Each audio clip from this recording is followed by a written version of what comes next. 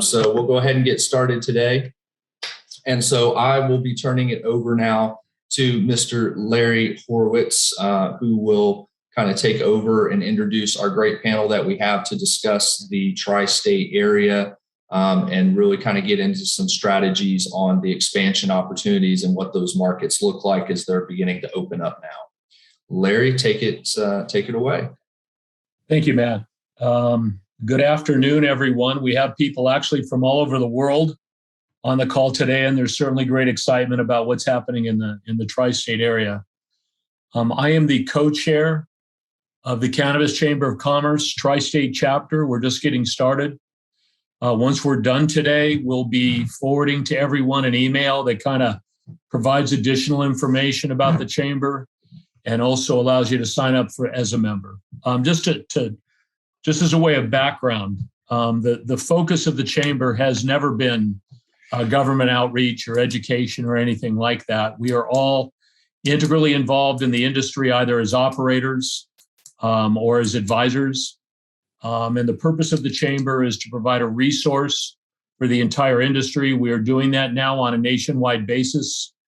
And that provides us with resources, information, contacts, the ability to provide mixers that are really very exciting for the industry. And so we've done that now successfully in a number of jurisdictions. And we're kind of taking that recipe for success now here to the tri-state area. So today, as I said, we're going to talk a little bit about an overview of the tri-state area.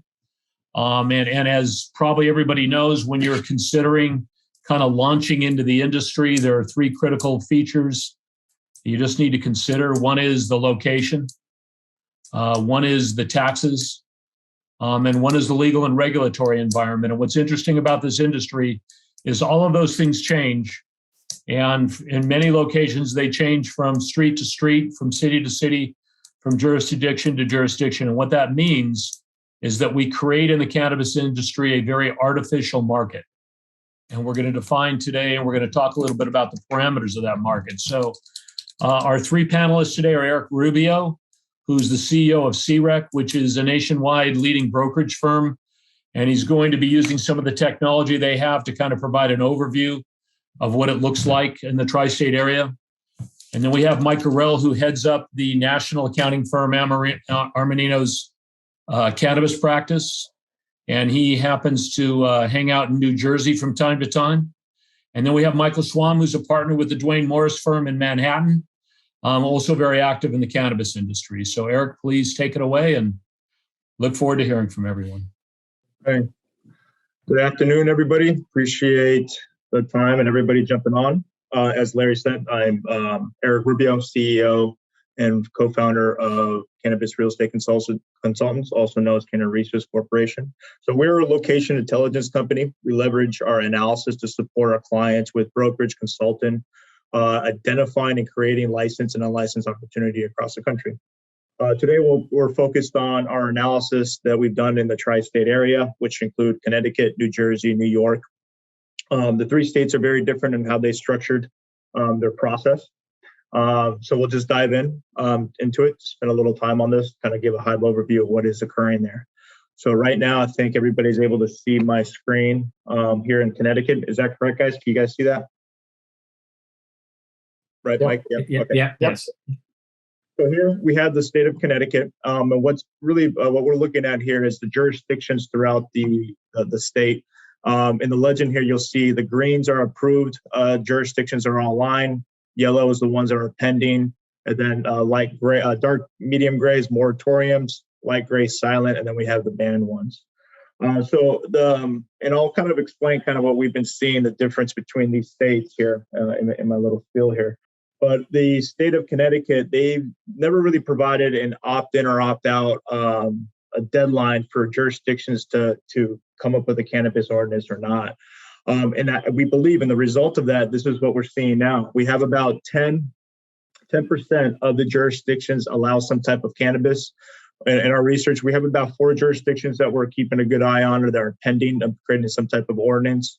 And then we have about 43% that just did a straight moratorium of cannabis, in their jurisdiction. And then we have 15 that just straight out banned them. Now, with that being said, the state is moving forward and accepting applications for retail and cultivation. It is a lottery, which is interesting.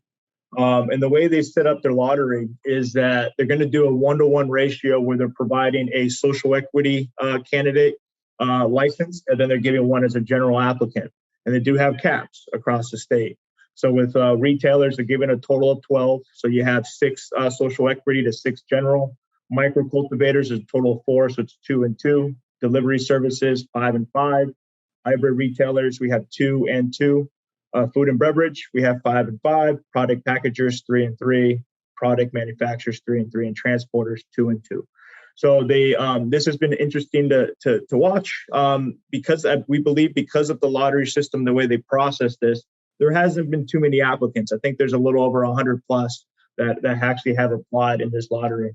One other interesting point of what they've done there is that for cultivators, you can skip the whole lottery process itself by paying a fee of $3 million, and then you can get approved and move quickly.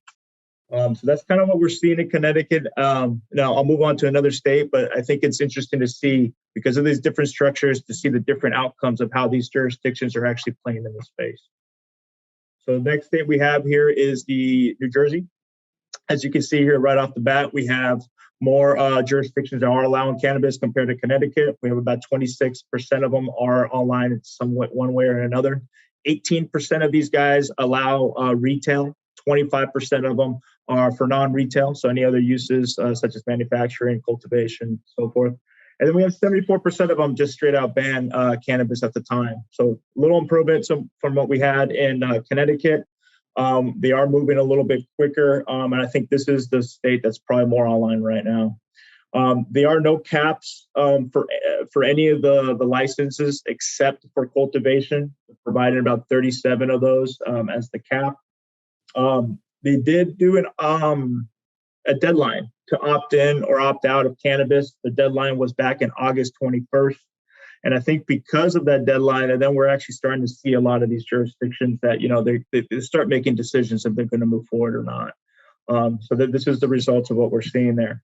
Now, there's Eric, let me just mention one thing for the benefit of folks. I mean, it's the same for both New York and New Jersey. There was a hard deadline to opt out, and you could always opt back in after. And the opt-out deadlines were in the legislation, not the regulation. So a lot of jurisdictions opted out to wait and see what the regulations were going to look at. And so there certainly is a possibility for folks, opting in afterwards. But if you didn't opt out, you couldn't do so. You were stuck. And so I think for both New York and New Jersey, you will see at some point jurisdictions opting back in once they see how successful this program is. 100%. They start seeing how things are actually going to set up their ordinances a little bit better, which, they're going to learn from other people's mistakes, other jurisdictions' mistakes. So that makes total sense. And, we've seen that across the country. Now, with the state of New Jersey, there is a couple different licensing processes that they implemented. You have one with the conditional applications, and then you have the annual applications. To qualify for the annual application, you definitely need to have some cannabis experience. That's how you're able to qualify. But right now, what the hot thing is that people are applying for the conditional apps, and the process that they currently have is they're just going to go down the line with reviewing these applications, and they're starting off with social equity candidates. From there, they're going with diversity-owned applicants. So those are minority-owned, women-owned, or disabled veteran-owned candidates. And then they have the impact zone applicants, right? So they've identified certain zones that are what they call impact zones. And if you're in those zones, and then you qualify to be in the tier 3. And then they have the number 4, they have bonus points for collective bargaining agreements and project labor agreements or residence for 5 years. So that'll be the 4th tier. And then they have the general applicants in number 5. Right, so that is the process of how they're seeing these conditional apps and reviewing them. And then once you receive this conditional app, you'll have 120 days to identify a local jurisdiction that's online, allowing your use type that you want to be in. And then you have to identify real estate from there. Right. So currently what you're seeing here on the graphic that we're showing here, we're seeing, these jurisdictions are all online. But what we've done here, this is how we like to analyze things. is which ones of the jurisdictions are all online that have the highest population. So I'll just name the top 5. So right now we have New York City is number 1. We have Jersey City at number 2 with 247,000 in population of the 2010 census. And then we have Elizabeth City, Edison Township at number 4. And then at 5th, we have Woodbridge Township.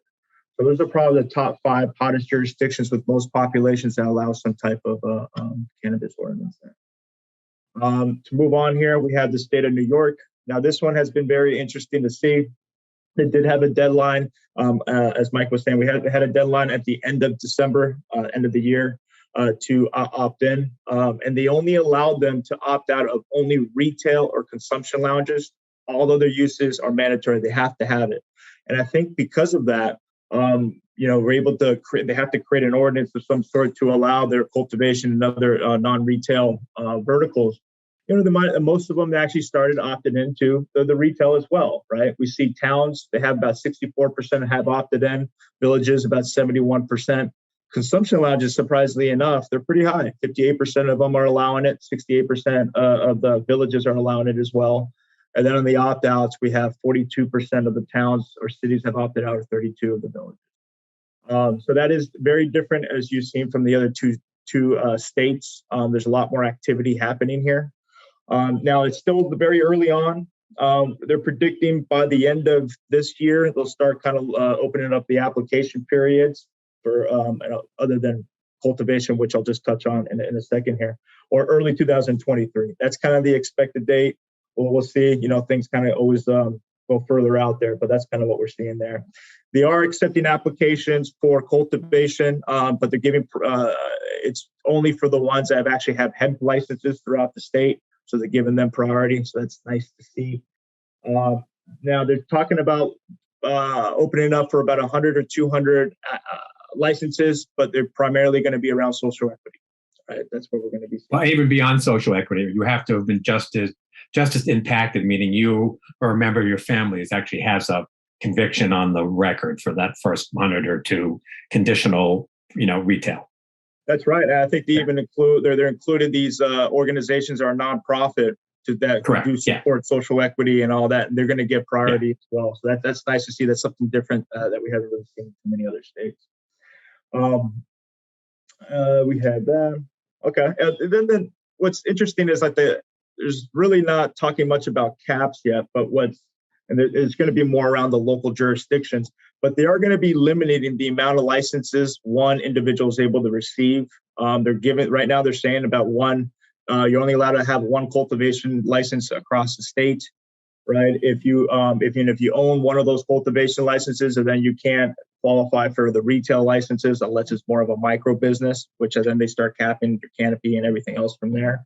And then vice versa. If you have retail licenses, they're not going to allow you to qualify for any other production or cultivation license. Yeah, there are, I think, 9 different license categories in New York, and you can not have an interest in more than one.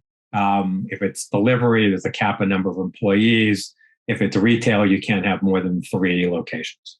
That's right. So that starts looking really interesting. We'll see how things pan out there. But those are things, high-level things to really consider when you're looking at these states. So again, we'll take a quick look here. Some of the top, we'll just do cities and towns. Obviously, as we know, the city of New York, with a population of over 8 million, is one of the cities that is online. No local ordinance or setbacks are been put in place there, except for what's going on at the state level. But it is number 1. Number 2, we have here Brookhaven, which is over here in Long Island. We have Buffalo, which is over there on the west side. I'm not surprised about that. That should be a really nice market there. We also have Babylon over there in the Long Island area. And then we have Rochester, which is up there in the Finger Lakes, right? So those are the top 5 jurisdictions, highest populated, who are allowing retail. But again, we're still early on. We're still trying to understand what's going on with the certain setbacks and so forth. But what we do is we do take kind of an early approach. We start analyzing jurisdictions very early on. And now with the current setbacks that we have, that the state have set, where you have to be 500 feet from a school or 200 feet from a place of worship, this is pretty much what it's looking like in the industrial and commercial areas. And you can see there are pockets, but again, we have to take other things into consideration. Are there going to be more residential zoning as a setback, or are we going to start having more youth centers? But right now, just with the schools and the places of worship, we do see some pockets, but it's starting to get very congested there. And this is what we've been expected in New York. And it's really interesting to see what is going to be coming up next. But those are the things that we stay in tune on. But that's all I have for here today. We do this across the country. Let us know if you have any questions and we can help you out. Mike, I think I'll just pass it on to you. Is that right? I believe that's correct. Hi, everyone. I'm Mike Gorell, and I'm going to talk about, the taxes that all of these different states are going to impose on the cannabis industry. And we'll first start off with New York. If you can change the slide there, Eric. Thank you. So, as I mentioned, all these states are going to come up with a different mechanism in how they're going to tax the industry. And a couple of years ago, Governor Cuomo was trying to form some sort of a coalition between the tri-state area in order for everyone to have, similar or very similar tax rates, so that there wouldn't be this arbitrage and people going over a bridge and going into a different state, buying cannabis products and then bringing it back, because they're not going to take the Lincoln Tunnel and make it like a border crossing and popping trunks and looking at what people are bringing in and out. So unfortunately, that endeavor failed, and now we've got 3 states with 3 totally different mechanisms in how they're going to tax various products in the cannabis industry. And so start off here with New York, and you see here that there's going to be a 9% state tax, and then there's an additional 4% local tax.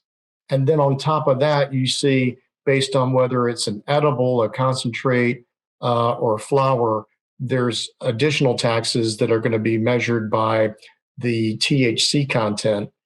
And I personally think that this may be a little risky way of doing it by, tying it to THC content, because there could be an incentive there for, testing labs to, downplay the THC content, because that will give a lower tax answer. And so obviously, that's not what they should be doing, but it just leaves room for, some manipulation there. And I think that's a little dangerous. All right, next state we're going to talk about is New Jersey. And in New Jersey, they came up with a different type of format. Here, they're going to have, 2 state taxes, which is going to be the state sales tax of 6.625%. And then there's an additional tax that will be a gradual tax that will be imposed on cannabis growers, and that will be an excise tax. I don't think that's been quite figured out yet. There is also another discussion about, for the first 9 months of legal sales, there's be this excise tax that would be approximately 33% of the average retail price per ounce. And then thereafter, it changes based on the cost of the product. So you'll see that it's a $10 per ounce tax, excise tax. If the price is over $350, then it goes up to $30 per ounce.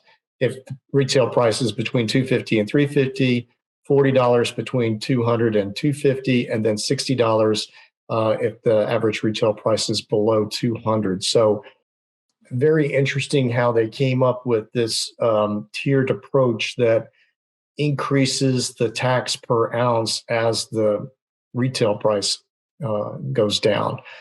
And then finally, the New Jersey municipalities can also enact their own cannabis tax, but it may not exceed 2% for cultivators, manufacturers, and 1% for wholesalers.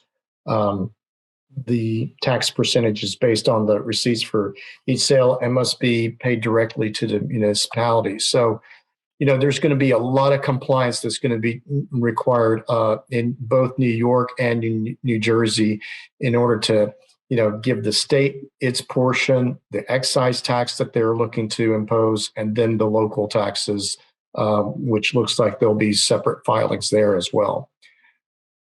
And then finally, the next state, Connecticut.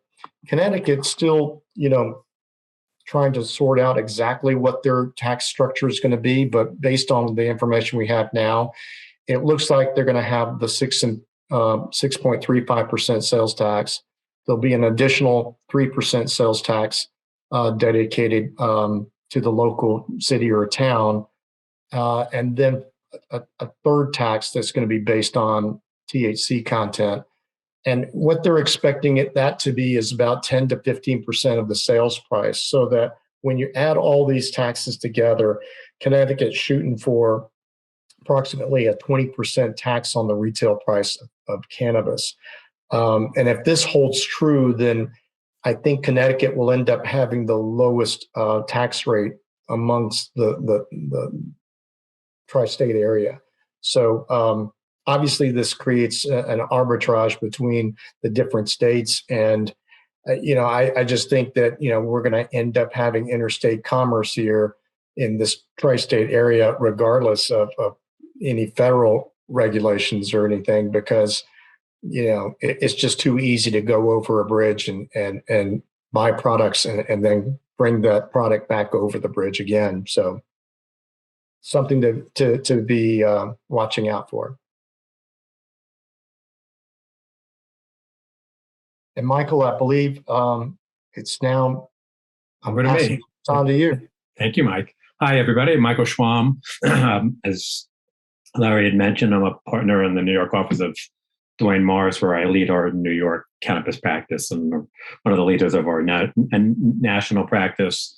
Very excited to have you all here today to hopefully we can impart some words of wisdom. I think it was Eric and Mike really laid this, stage perfectly for the sort of the legal piece, and along with a little bit of practical guidance. But as Larry mentioned, I mean, different tax rates in different states. Technically, there is no interstate commerce here. So in theory, if you live in New York, you shouldn't be driving to Connecticut and New Jersey to buy your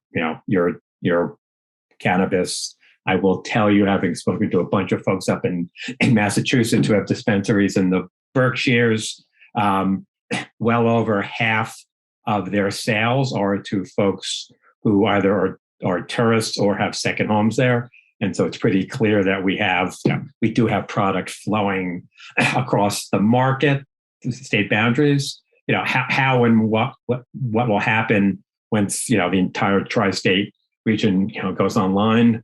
It will obviously have some impact, but if you have a second home or you're visiting somewhere and there's a dispensary, it's all bets are off in terms of where you're going to buy stuff. As Eric had mentioned, but the three states are in various degrees of accepting applications. Obviously, New Jersey probably is out in front. I think when March 15th was the date that their portal opened for retail applications, unlike Connecticut that's gotten 100 a day, I think New Jersey got almost 2,000 applicants on day one.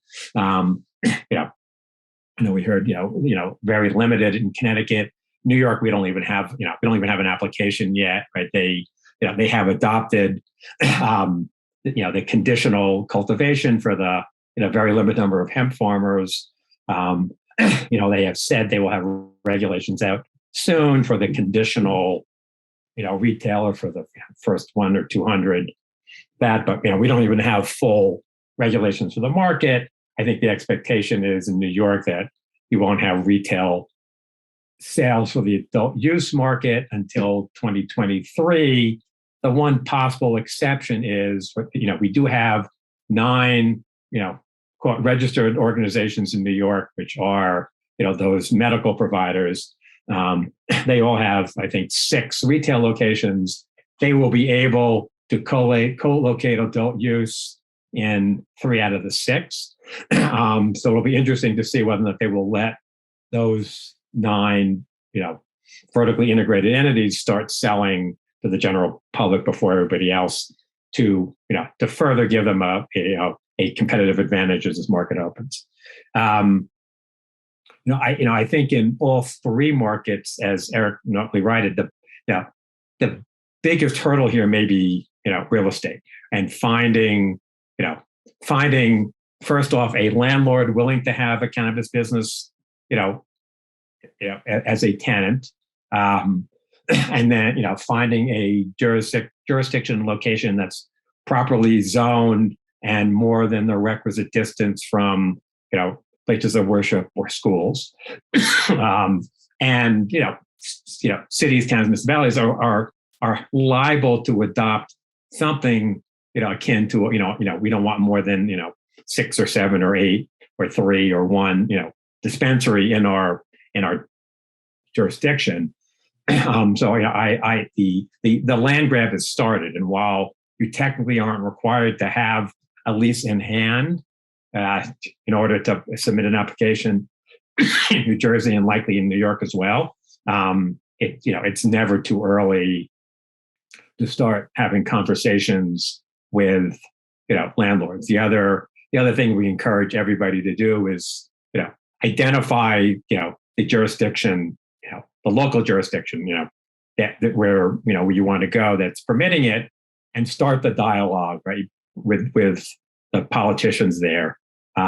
It's going to be it's going to be critical to have not only a very detailed pretty application, but also have support from your local community board or other political leaders. And lastly, it's never too early to start sort of planning, getting your corporate structure in place, figuring out where the capital is going to come from. Are you going to self-fund through the license process, which can get fairly expensive, and frankly, it's difficult to find outside capital to finance essentially whether it's a formal lottery ticket or not. Essentially, it's a lottery ticket, right? You're going to submit an application and you hope to get a license, and if you do, you have a valuable asset. If you don't, you have something worthless. And so it's not a very attractive investment thesis for most investors, and they want to wait and see that you have a license, and then you have more options. But from everything that I've heard, particularly in New York, depending upon are you in the city or are you suburbs or upstate,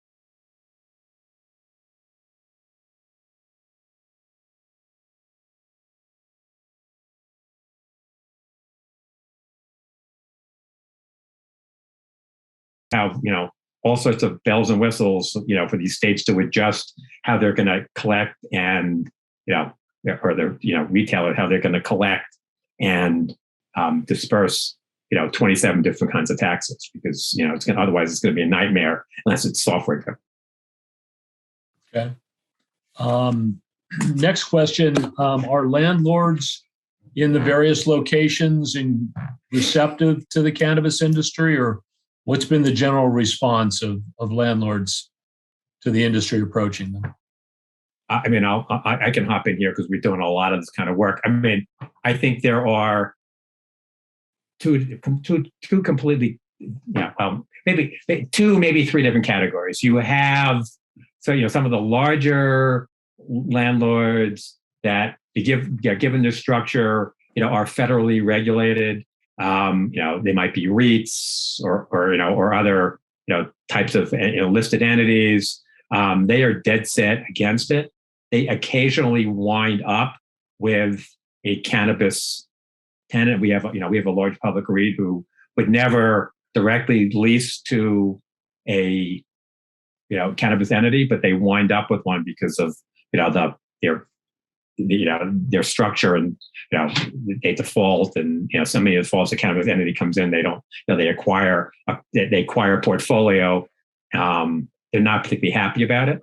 On the flip side, you have there are a fair number of more forward-thinking landlords who see the opportunity to charge the cannabis premium. They can get 400 or 500 basis point increases on their rent rolls by onboarding qualified cannabis companies which have sufficient credit rating. And then there are sort of a bunch in the middle who are sort of playing with the idea, and if it's an attractive enough opportunity, they think about it. The real challenge in the tri-state area is until you actually have folks willing to sign leases, it's hard to convince a landlord they should keep their space empty for a year or two, waiting for the appropriate tenant to come in. And so unless they have a lease, expiring relatively soon, and they can afford to keep it vacant for a couple of months, they have a real dilemma on their hands about, how long do they wait to get the increased returns versus having the place occupied. So there is no doubt there. Go ahead. Somebody else saw something. Yeah, I'll just say, just to add to that. I mean, with our platform, we do get quite a bit of.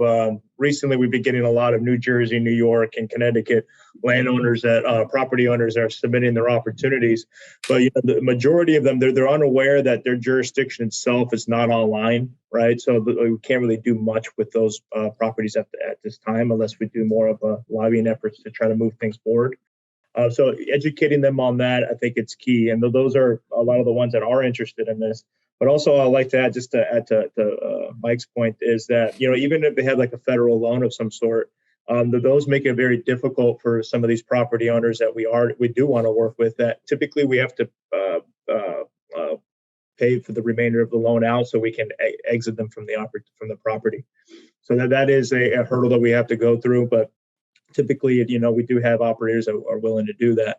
Now, then the other piece is that, the state of New York, I mean, the setbacks that they set for the schools and the places of worship, I mean, that's just the beginning. I mean, these local jurisdictions we're still waiting to hear what other sensitive uses they're going to be adding to there, because that's really going to determine if these things are qualified or not.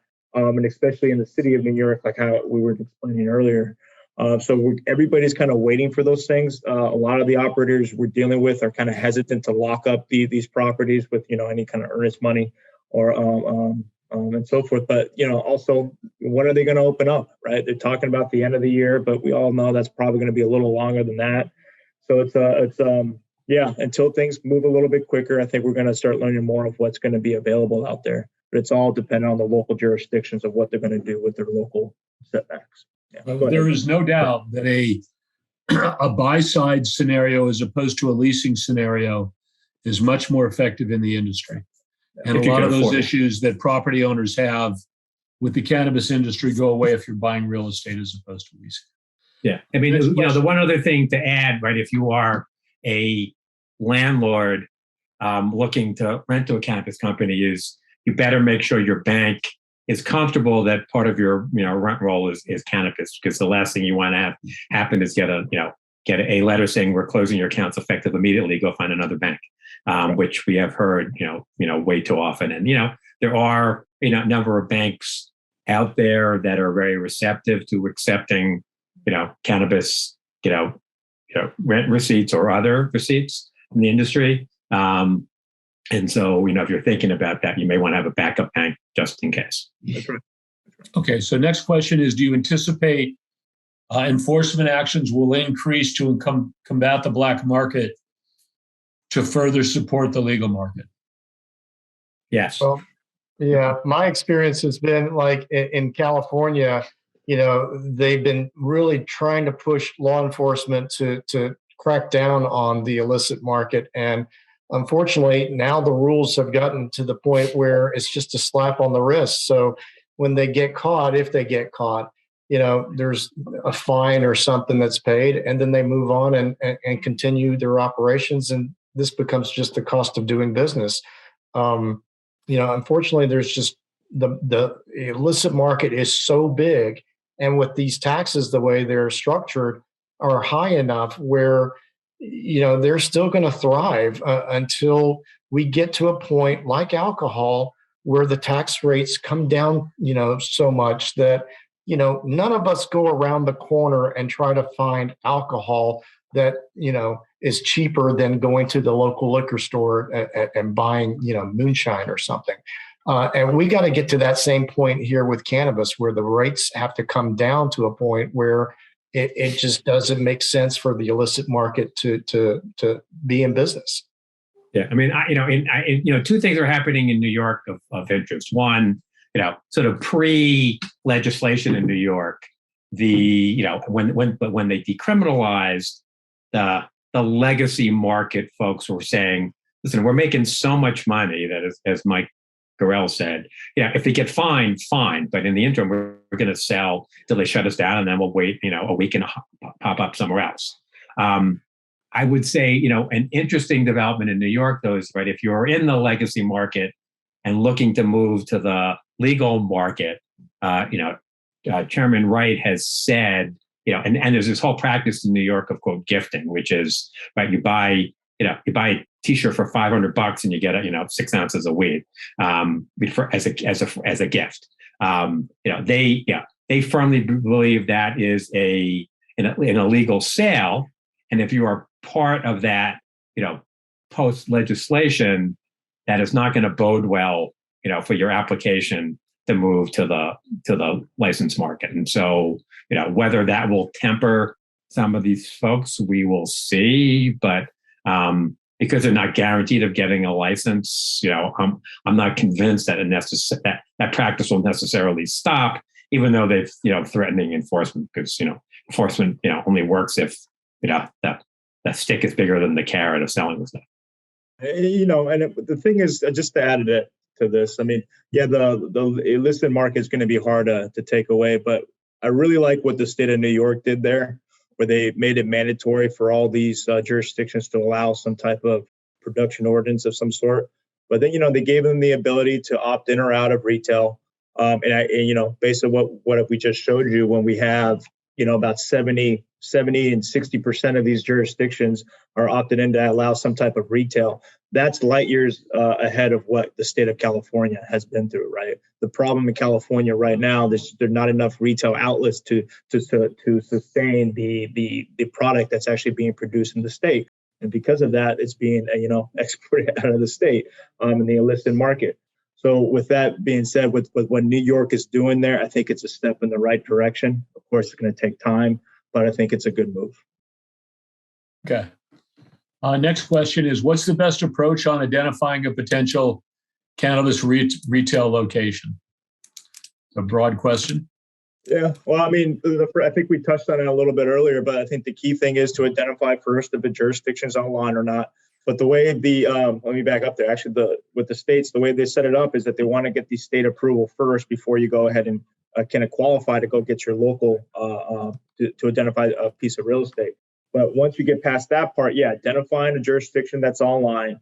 And then from there, really analyzing, what are the setbacks, what are the viable zones. From there, you start analyzing which ones are the viable properties, and then you can attack it that way. But obviously, you want to start looking in areas that are going to be best suited for retail. Start looking at traffic counts, start looking at what the retail sales in the area, foot traffic, all those to identify the best areas for your best retail store. It's going to get pretty competitive out there, as you've seen. Some of these states don't have caps, so having a strategic location is going to be pretty key. But it all starts if the city's online or not. One of the things that I've said, at least thus far, is that the only thing that's proprietary in the cannabis industry is the location of a retail operation. Yeah. Everything else, it's very difficult. Right. Goes back to location. Just, the three catchwords for the real estate business. Right. So next question is, what is the expected date for when the New Jersey adult use market will open up? Well, it keeps getting pushed away. Yeah. Well, I mean, you're able to start submitting for your conditional applications. I mean, that's open now for New Jersey. So it's just a matter if you qualify for one of the tiers, right? That's very important. Social equity, diversity owned, impact zones. I mean, really getting close with some of the local people out there. They're able to start, submitting their apps, and then they're gonna, once they review and they get it pre-approved, they're gonna have 120 days to go find a jurisdiction that allows it, and then start identifying retail. So I think this is the time. New Jersey's, it's game time there. Just a matter of when they're going to be able to, get the license and open doors. That's a different question. Yeah, I mean, but that being said, New Jersey has missed every single deadline that they've set. So. I very much like New York. I think the question of when anybody can walk into a dispensary in New Jersey without a medical card and buy something may very much depend on whether or not they let some of these, medical license holders, start selling to the general public. And I think the longer this takes, the more likely the outcome, that is. And I know, if you look at the size of the square footage that a lot of the MSOs have in New York and New Jersey, it's way bigger than what they need to support the medical market. So they're all assuming that these stores will become bifurcated, sort of much like, way back in the day in Colorado, where you had half the floor was medical and half was adult use. And so, if that happens, I think it'll happen sooner rather than later. But, if not, because once you get your license, then you actually have to build the thing. And so, that's not a 60-day, that's a probably 90, 120-day process at a minimum. So at the rate we're going, it may not be until the end of the year. And I think when you start factoring in the unions, the electrical contractors union and plumbers union and everything else, it will be delayed even further. Yeah. It's interesting in New York, one of the requirements is that you're at least going to have a labor peace agreement in place, which means you're going to have to negotiate, even if it's not a union contract, you're going to have a labor peace agreement, which is, and I think that's true in New Jersey as well. So it's, that could delay the processes as well. It's not an easy business, right? It's not like opening up a Starbucks. So everyone, I think that's all we have today. As I indicated, what we'll be doing is circulating kind of an email that will describe the chamber and what we've done in various states, the resources, information, contacts, events that we'll be providing in the tri-state area over the next several months. We do anticipate a live event in conjunction with the Cannabis Congress event in June, and we look forward to perhaps meeting some of you and discussing these matters further.